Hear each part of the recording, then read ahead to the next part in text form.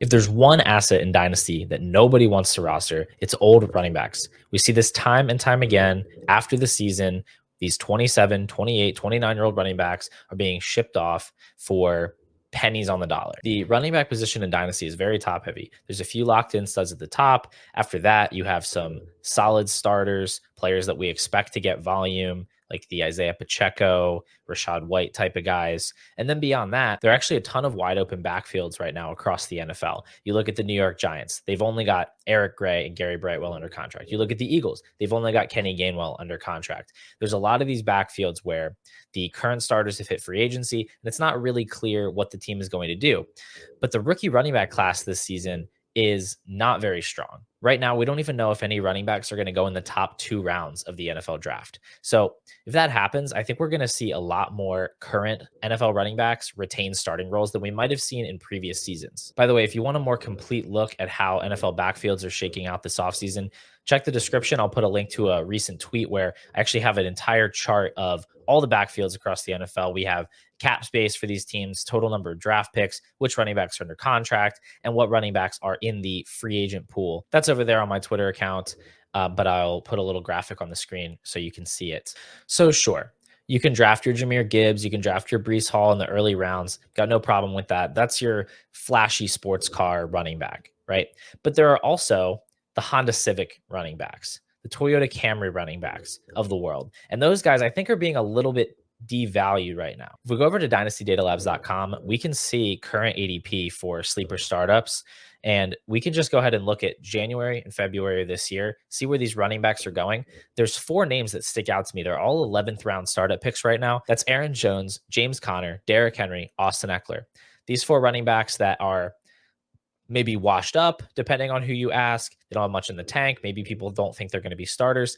I think fading those guys is actually a mistake, especially at that cost. Last year, we saw Dalvin Cook released by the Minnesota Vikings and then eventually signing with the Jets and not really doing anything for the whole season. But there were pretty significant warning bells with Dalvin Cook the season before. He was 50th in PFF rush grade among all running backs with at least 50 attempts, which was a pretty significant warning. Not that PFF is like the end all be all of running back rankings, but there were other metrics as well where Cook was just clearly not the same player. You look at these other running backs, James Conner, Aaron Jones, Derrick Henry, they all ranked in the top 8 of PFF rush grade this past season. So there's not really any indication that they've totally lost it, or, maybe they aren't quite as explosive, dynamic as they once were, although not sure James Conner could ever have been described that way. But at least, in terms of their play-to-play effectiveness, I don't really think they're going away. Austin Eckler is a bit of a different story. He ranked much lower in PFF rush grade, kind of similar to Dalvin Cook in 2022. But it's important to remember with Eckler that he did suffer that high ankle sprain in week 1. He missed the next 5 games and then came back in week 6. I think it's possible that injury sort of hampered him for the rest of the season. For whatever it's worth, his week 1 grade was pretty solid.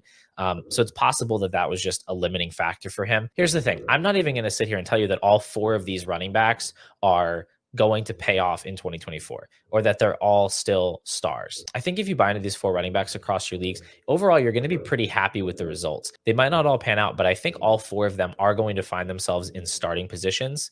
And because of how weak the running back position is as a whole and how many backfields are open, I'm just not going to be surprised if all 4 of these guys find their way into that RB2, maybe even low-end RB1 discussion.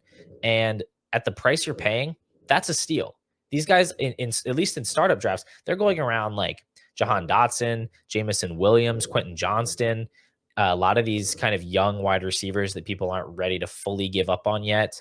Romeo Dobbs is another one that I've seen. At other positions, players like Dalton Schultz, Kendre Miller are valued around these veteran running backs. You could probably trade a late second for these guys in a lot of leagues. And that's incredibly appealing to me because I like to build my running back rooms at kind of the lowest possible cost. I want to allocate roster value to high-end wide receivers, star quarterbacks, get one of those star tight ends. If I can piece together kind of a ragtag group of running backs from that James Conner, Derrick Henry, Austin Eckler zone, I think I'm going to look pretty good on those week-to-week projections. And guess what? The most fragile position on my roster, I'm dedicating the least overall value to it. So I think this current dynasty environment it's a great time to build zero RB or hero RB teams. Maybe you build around a Bijan or a Brees Hall and you fill in those other running back spots with older veterans, contingent running backs. But no matter what kind of a team you have, what kind of a build, I just think these 4 running backs are undervalued in general. I think if we fast forward the tape 6 months or so, you're going to be very happy that you have these running backs that you can actually play week to week, get usable production out of them, as opposed to some of these dart throws on a Jahan Dotson, on a Jameson Williams, whoever you might be taking in the late second. It's not to say you need to go buy all 4 of them in the same league, but just picking up 2 of those guys is going to give you a much higher floor at running back. And again, allow you to allocate your high end resources elsewhere. Like if you want to roster young wide receivers, go get the good ones, right? Use your earlier startup picks or trade your more valuable assets for those wide receivers, as opposed to trying to take shots on these ones that really, they don't have the type of profile that's going to pay off anyway. That is my case for buying into some old running backs in your dynasty leagues. If you enjoyed this video and you'd like to see more dynasty content from me, consider hitting the subscribe button. Otherwise, you can find me on the Pure Potential podcast on Spotify or Apple or pretty much wherever you listen to podcasts. Plan to hit you guys with a lot more video content in the off season. So hopefully, once it exists, my most recent video will appear right over here. See you guys next time.